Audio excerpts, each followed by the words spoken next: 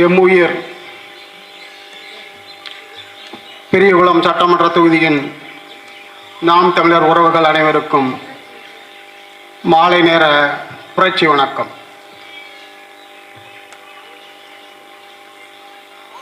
சட்டம் ஒழுங்கு என்ற ஒரு தலைப்பில் பேச எனக்கு படித்திருக்கிறார்கள். அது பேசலாம், என்ன முன்ன பின்ன இருக்கிறத பேசுறதுக்கு கொஞ்சம் காலதாமதம் ஆகலாம், இல்லாட்டி கருத்து கிடைக்காம போகலாம். அப்படின்னு சட்டம் ஒழுங்குன்ற ஒன்னே இல்லாததை பற்றி பேசுங்க அப்படின்னா நாள் முழுக்க பேசலாம். இன்னைக்கு அண்ணா பல்கலைக்கழகத்தில் நடந்த அந்த அந்த மாணவியோட பாலியல் பலாத்காரத்தில் உட்பட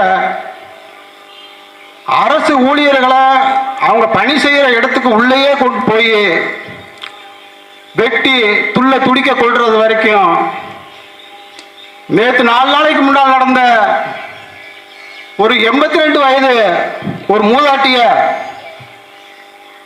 அடிச்சு தரன்னு இழுத்துட்டு போய் இழுத்து பாலியல் வன்கொடுமை செஞ்சு கொலை செஞ்சது உள்பட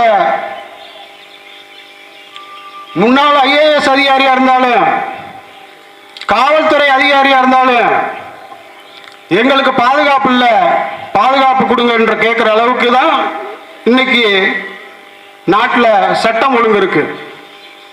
இத கையில யார் வச்சிருக்கா? மாண்புமிகு முதலமைச்சர்.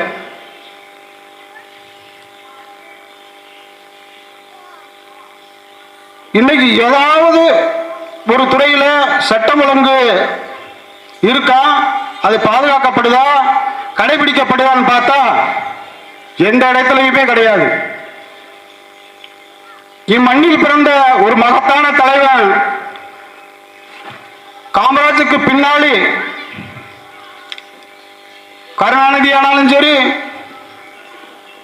எம்ஜிஆர் ஆனாலும் சரி, அது ஜெயலலிதா, பன்னீர்செல்வம், EPS உட்பட அனைவருமே சட்டத்தை தான் வாழ்றதுக்கு தான் பயன்படுத்திக்கிட்டாங்களே ஒழிய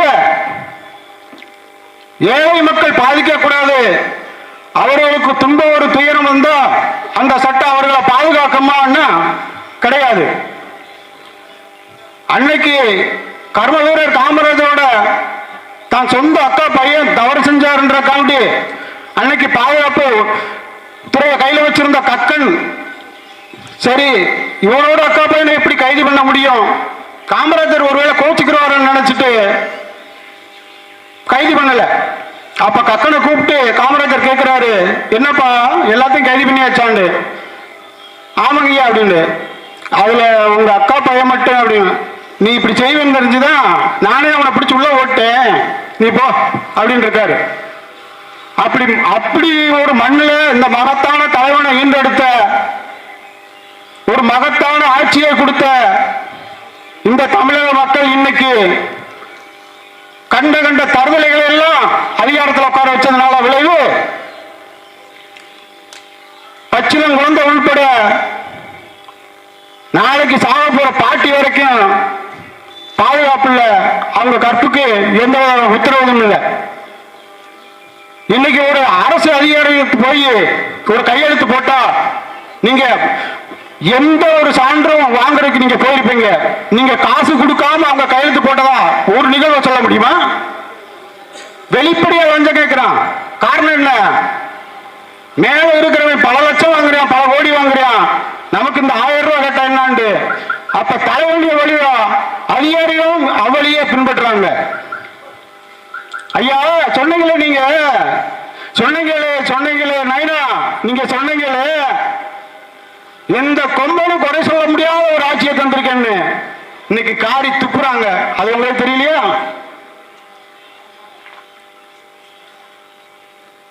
ஒன்னா 2 4 ஆண்டு ஆட்சி, அதுக்கு 4 சாட்சி, அது நாடி போன ஆட்சி, அது நமக்கு எடுத்த ஆட்சி, அது வேங்க வகையிலே சாட்சி. அதுக்கு ஒரு அமைச்சரும் ஒரு செய்தியாளரை சந்திச்சு அவங்க கேட்கிற கேள்விக்கு நின்று பதில் சொல்ல திராணி இருக்கா? கிடையாது. மக்கள் இதெல்லாம் உணர்ந்து திருந்து எப்பதான் நீங்க வாக்களிக்க போறீங்க? உங்களுக்கு 500 ரூபாய் கொடுத்தா உங்களோட வாழ்க்கையில் அத்தனை தேவைகள் நிறைவேறுதா? அந்த 500 ரூபாய் கூட நீங்க சம்பாதிக்க முடியாத அளவிலேயா இருக்கீங்க? இன்னைக்கு ஒரு ஒன்றிய கவுன்சிலரா, திமுகவிலே சொல்றேன், ஒரு ஒன்றிய கவுன்சிலர், மாவட்ட கவுன்சிலர், எந்த பொறுப்புல இருக்கட்டும், இன்னைக்கு அங்கன்வாடி உதவியாளருக்கு பணி போடுறாங்க. எத்தனை லட்சம்? 7 லட்சம் 8 லட்சம். அதுக்கு நீயும் நானும் போட்டி போடுற. நான் பரம்பரை திமுக காரை சொல்றேன். ஓட்டு காசு கொடுக்காம நீ வேலை வாங்கிருவியா? ஐயா, உனக்கு ஓட்டு போடாமல் நீ வேலை கொடுக்க வேணாம்.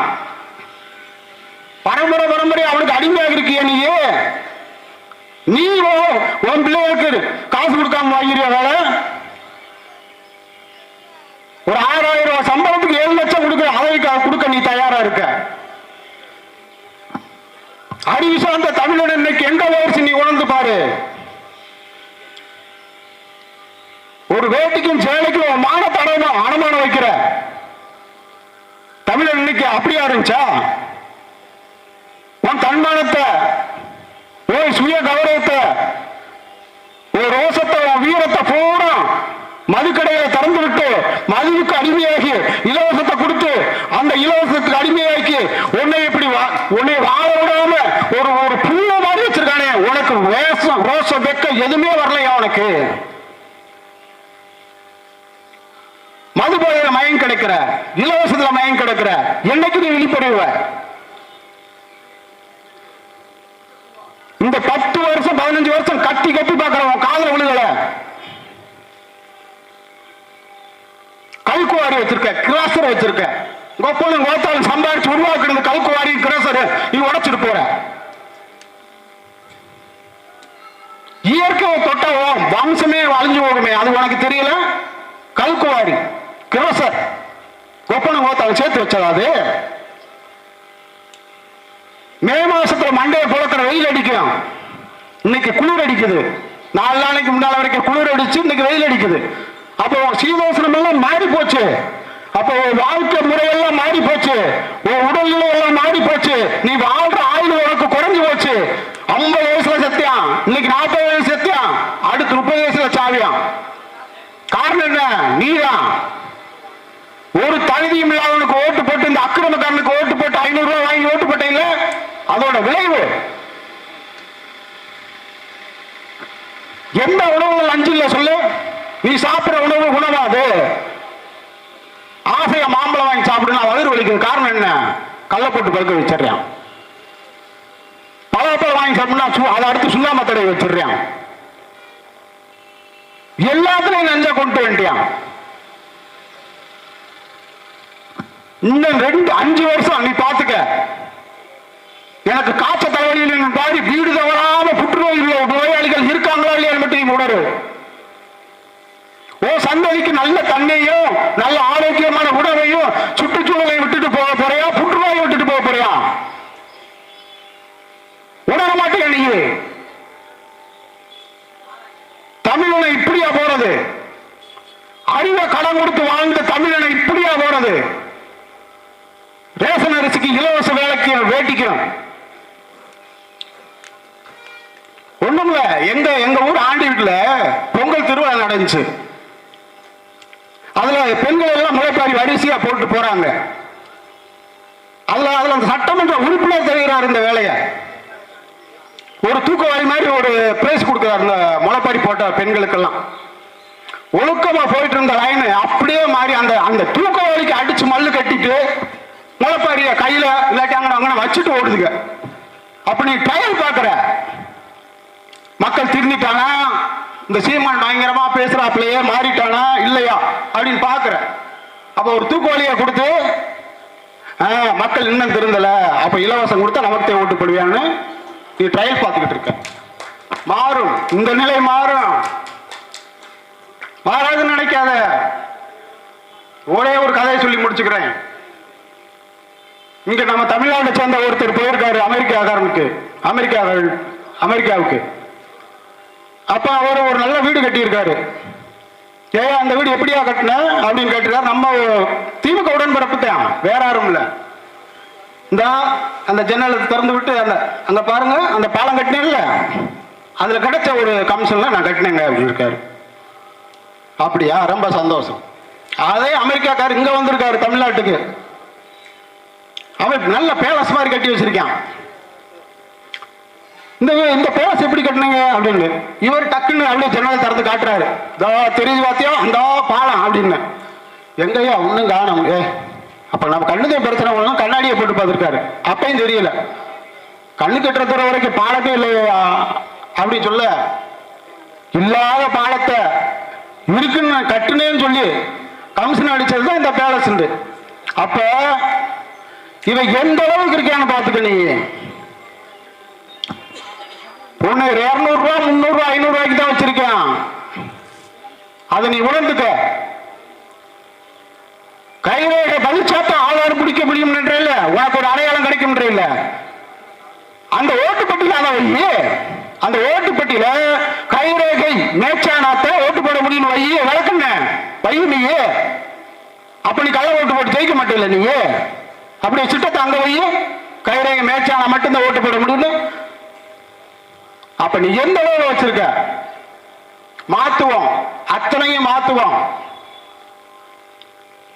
புலி என் அண்ணன் பார்வை அது புலி பார்வை. உங்களை பொசுக்கு எடுத்துருவான்.